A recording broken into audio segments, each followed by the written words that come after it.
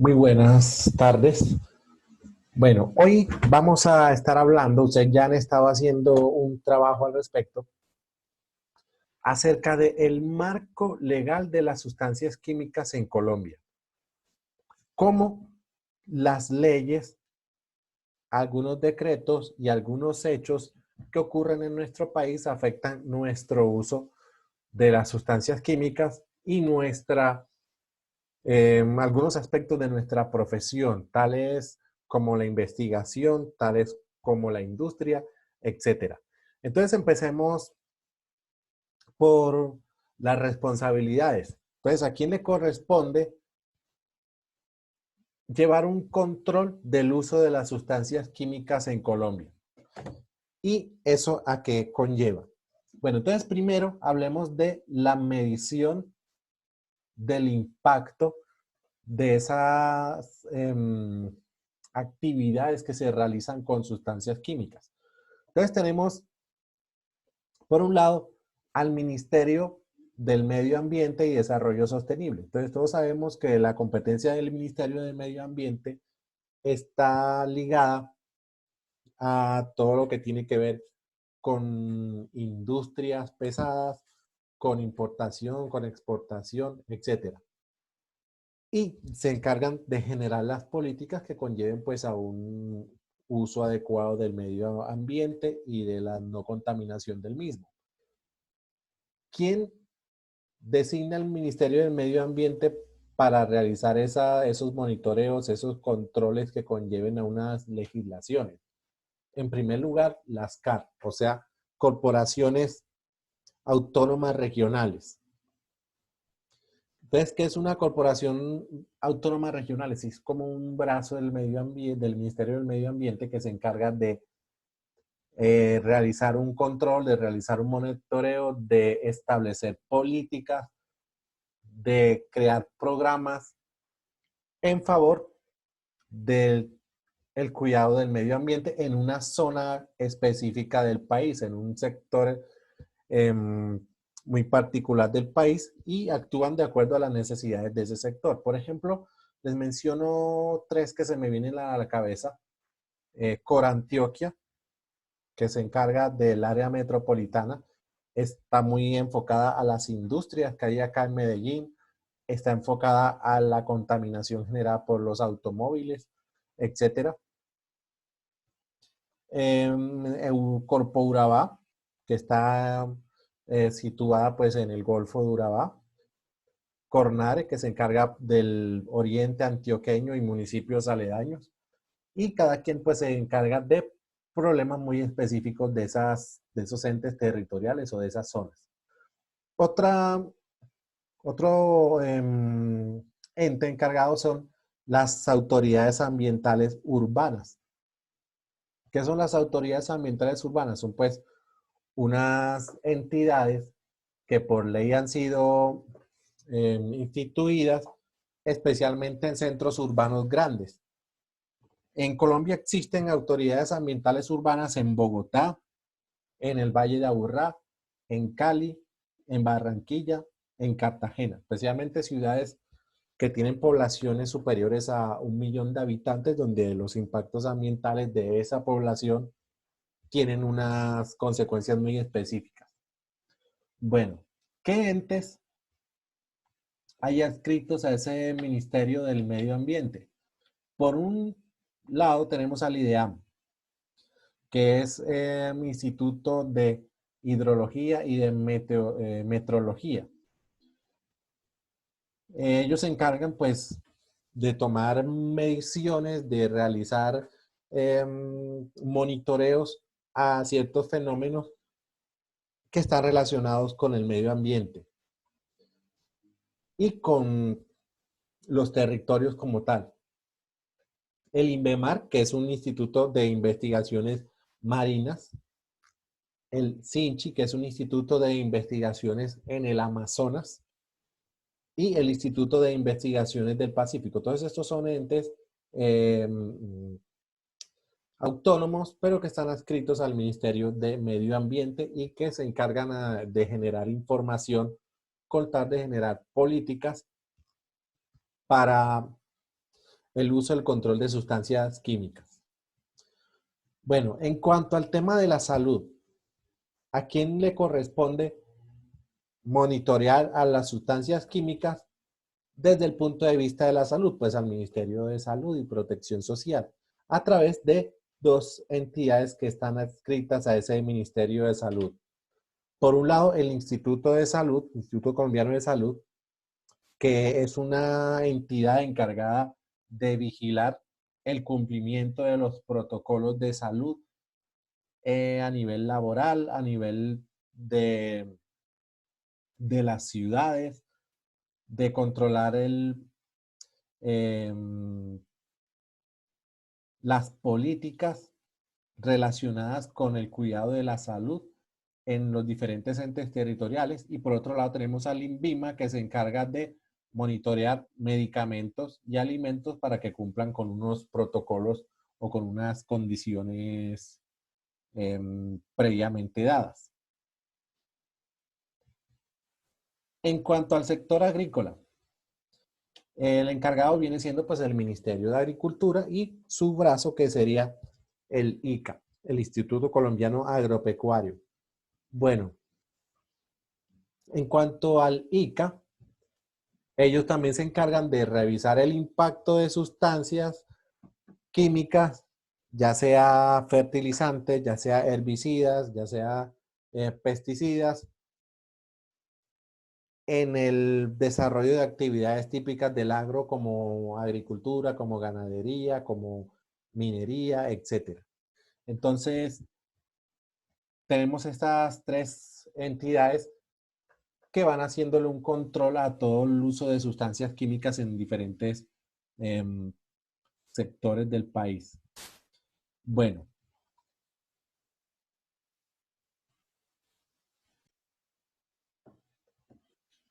en cuanto a otros organismos, tenemos el Departamento Nacional de Planeación, que es muy relacionado como a políticas para el manejo de recursos.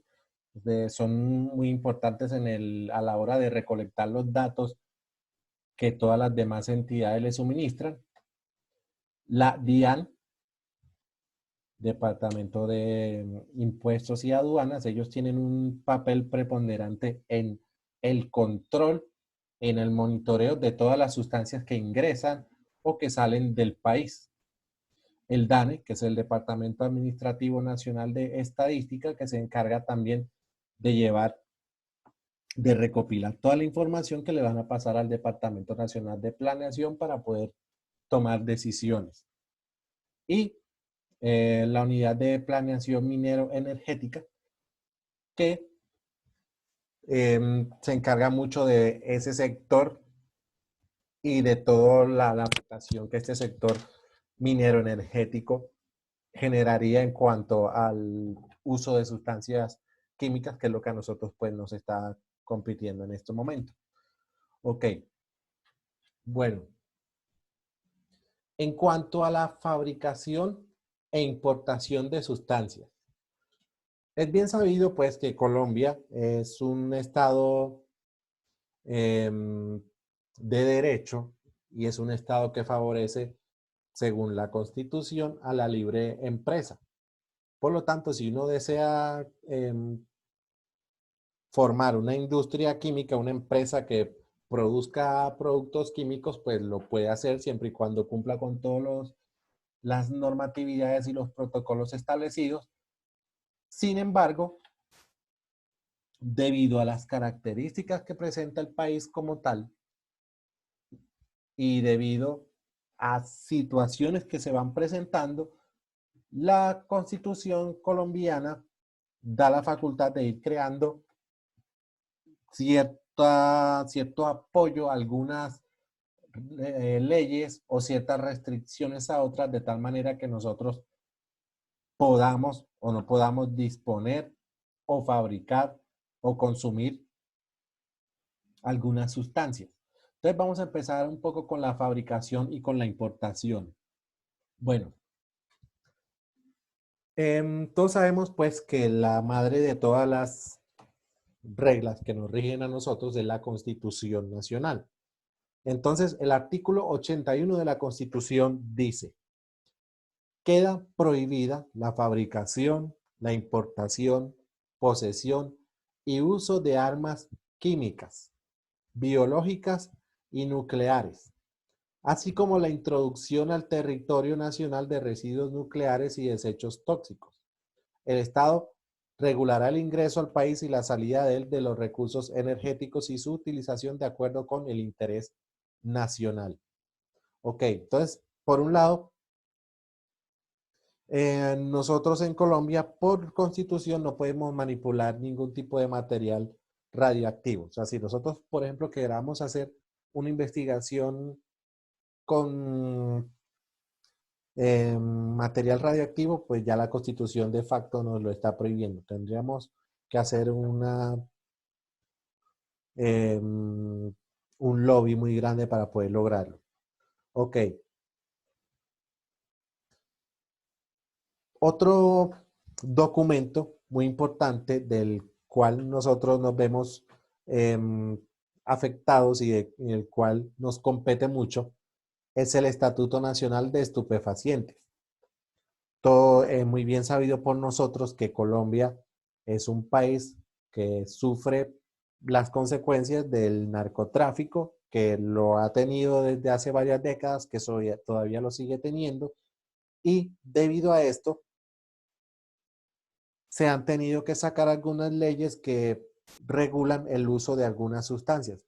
Ok, si bien las drogas, obviamente en Colombia, drogas de uso recreativo son ilegales, hay algunas sustancias que están ligadas a esas drogas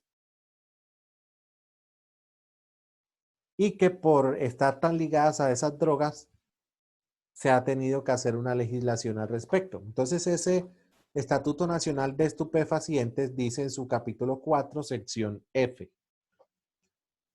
se faculta para elaborar la aprobación del Consejo Nacional de Estupefacientes el proyecto de reglamento sobre el control de la importación, fabricación, venta, distribución, transporte y uso de, entonces fíjense acá, acetona, cloroformo, éter etílico, ácido clorhídrico, ácido sulfúrico, amoníaco, permanganato de potasio, carbonato liviano, diluyentes, disolventes y demás sustancias que puedan ser utilizadas para el procesamiento de drogas que producen dependencia. De hecho, esto de demás sustancias que puedan ser utilizadas para el procesamiento de drogas incluye también algunas sustancias orgánicas como anhídrido acético, acetato de sodio, etcétera. Además de esto, pues los que también trabajan áreas ligadas a la química como productos naturales, ven también restringida, pues eso no lo puse acá en las diapositivas, pero también hay un capítulo relacionado a recolectar material vegetal, posiblemente para uso de producción de estupefacientes. Entonces, aquí este decreto pues ya nos pone un poco de trabas a la hora de conseguir algunos de estas sustancias. Imagínense que nosotros casi todas estas sustancias las hemos utilizado en un laboratorio, entonces ya ustedes verán todo el trámite que tiene que hacer un laboratorio para poder conseguir, por ejemplo, el ácido sulfúrico con el que uno trabaja en un laboratorio. Y si vamos a requerir de solventes para investigaciones o para otro tipo de actividades, de la universidad o de un laboratorio, de una industria, toca también cumplir con toda esta serie de requisitos que pone el Estado. Ok, como Colombia es un país que sufre el flagelo del narcotráfico, también sufrimos de otro mal muy ligado al narcotráfico, que es la violencia y los grupos armados ilegales. Los grupos armados ilegales se caracterizan, algunos de ellos, por fabricar sus propios explosivos. Entonces,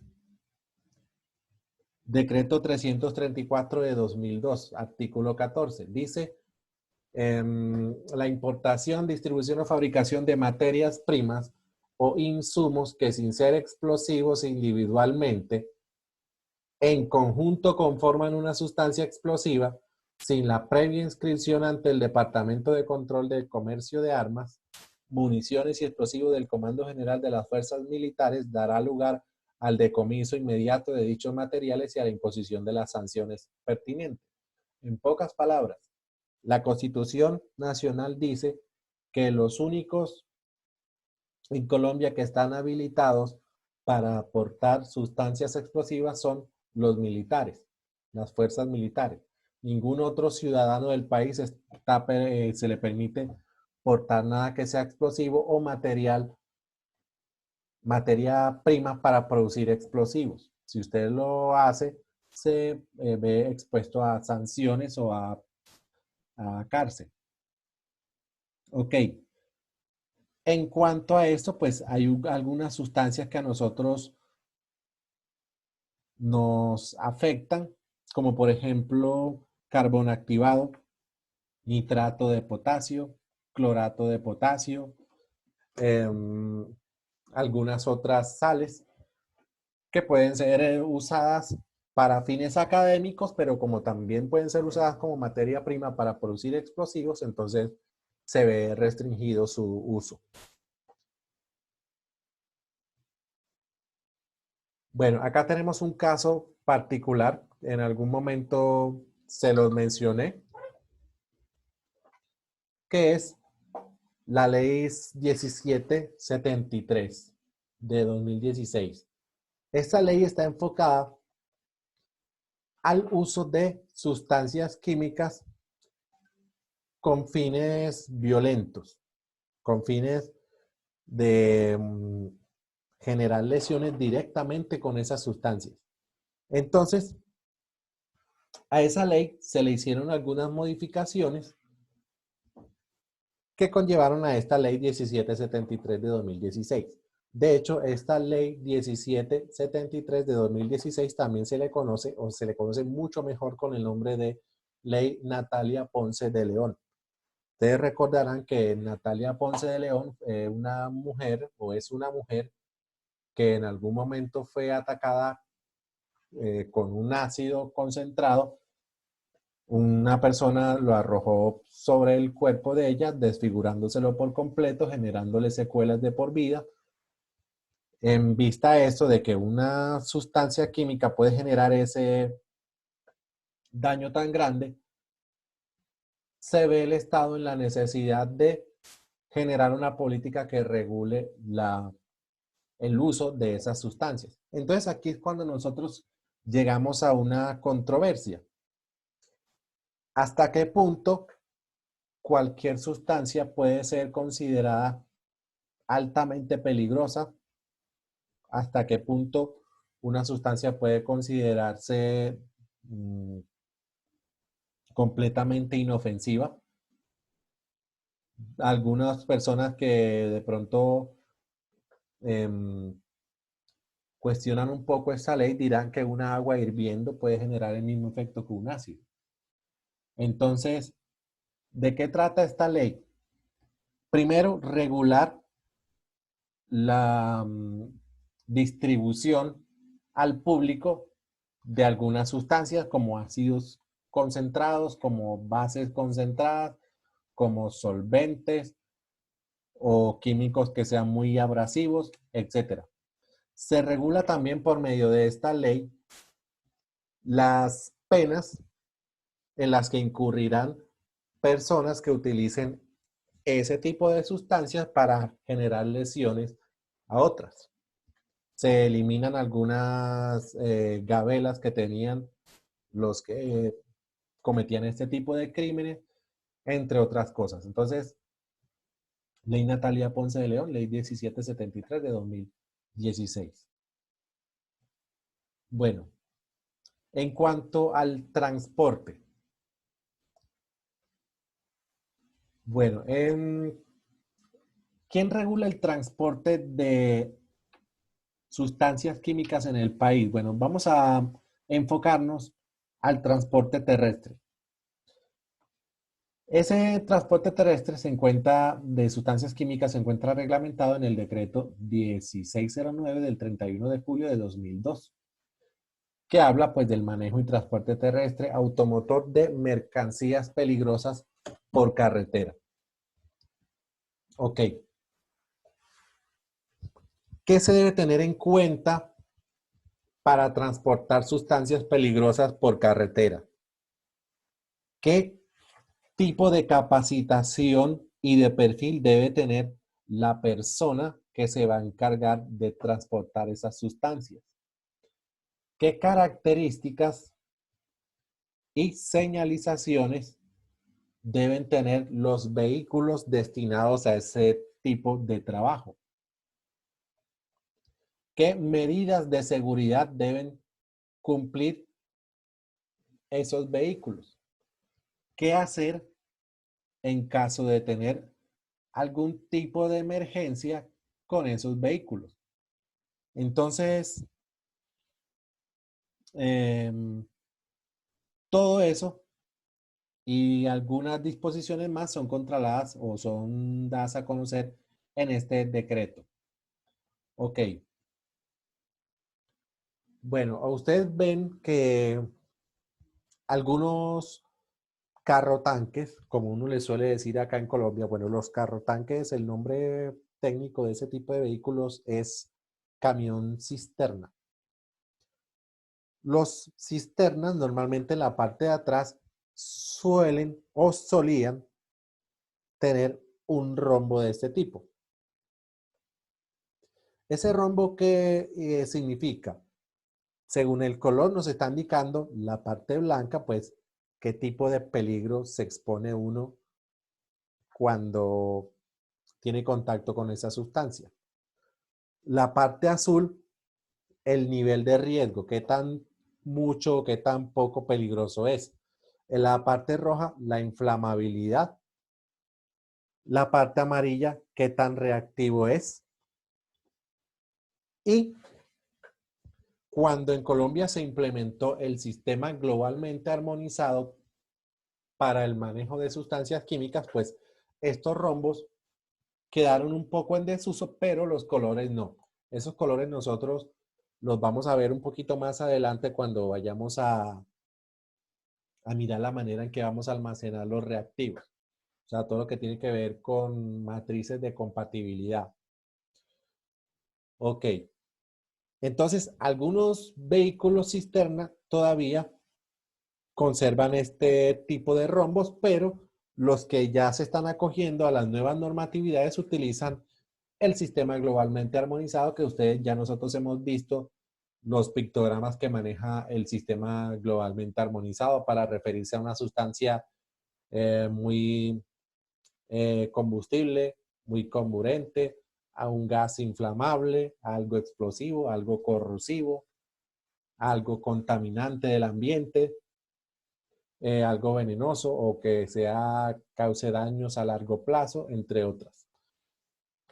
Entonces, los camiones cisterna de ahora traen ese tipo de pictogramas y traen también códigos para las sustancias que van transportando. Bueno, a continuación nosotros vamos a ver algo que se llama Guía de Respuestas a Emergencias Químicas. ¿Qué es una guía de respuestas a emergencias? Resulta que eso es un documento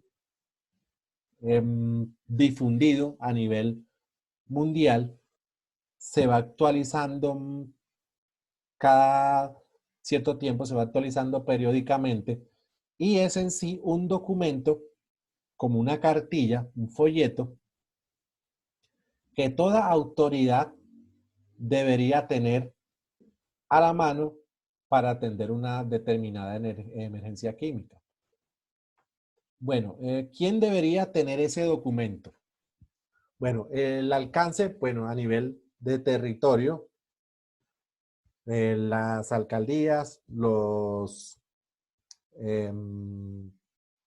comités de prevención, atención de desastres, todas personas que están involucradas en la atención de una emergencia, como empresas, como laboratorios, como personas que se encargan del transporte de sustancias y autoridades y organismos de emergencia, por ejemplo, la policía, los bomberos, la defensa civil, entre otras entidades que se encargan de atender directamente o de primera mano a una emergencia cuando ocurre.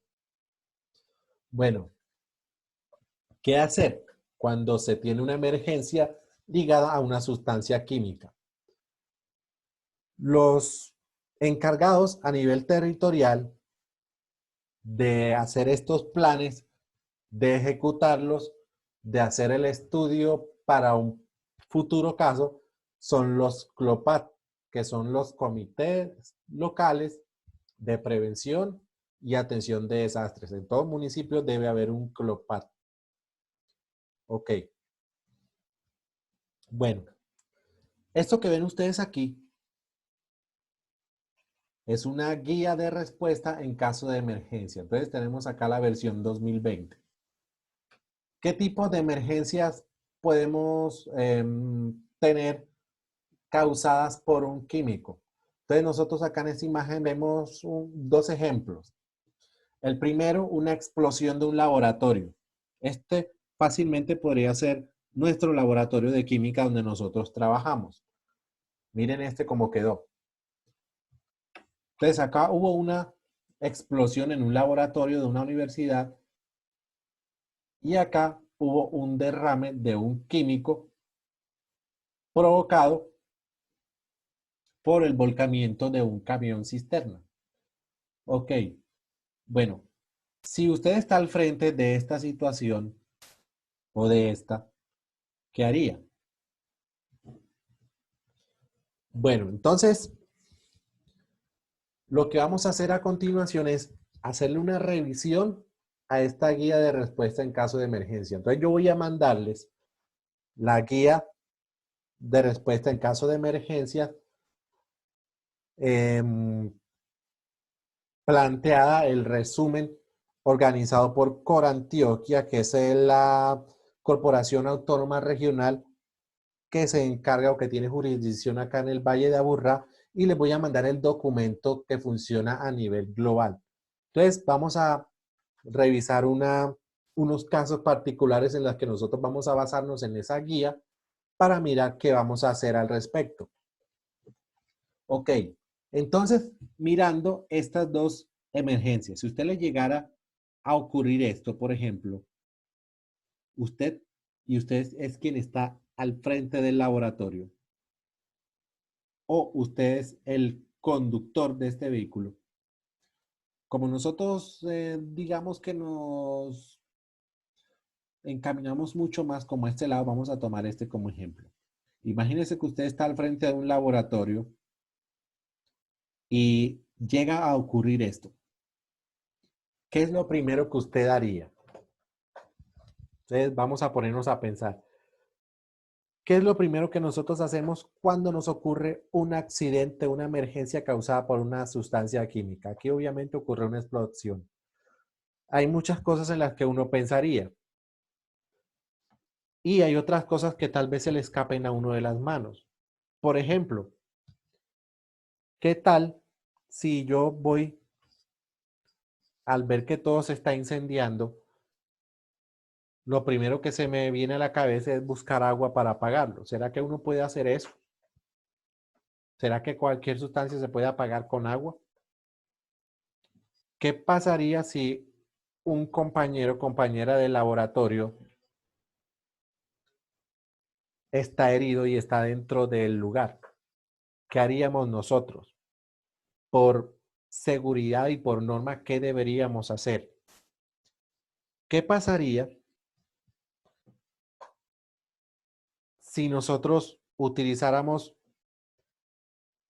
una sustancia incorrecta para apagar el incendio? ¿Qué pasaría si nosotros ingresamos al lugar con tal de atender la emergencia y hay algún vapor nocivo que nos pueda afectar inmediatamente y tal vez caer desmayados? Entonces, fíjense que pueden ocurrir toda una cantidad de cosas ligadas a una emergencia química y que si una persona no está preparada para atender eso, posiblemente el accidente que ya ocurrió se pueda empeorar o pueda tener unas consecuencias más duras si uno no lo sabe afrontar de la manera adecuada. Entonces, para evitar eso es que existe esta guía de respuestas en caso de emergencia. Vamos entonces a analizar unos casos. Yo les voy a poner esos casos en la sección de tareas y les voy a suministrar la guía de respuestas, la global y la local.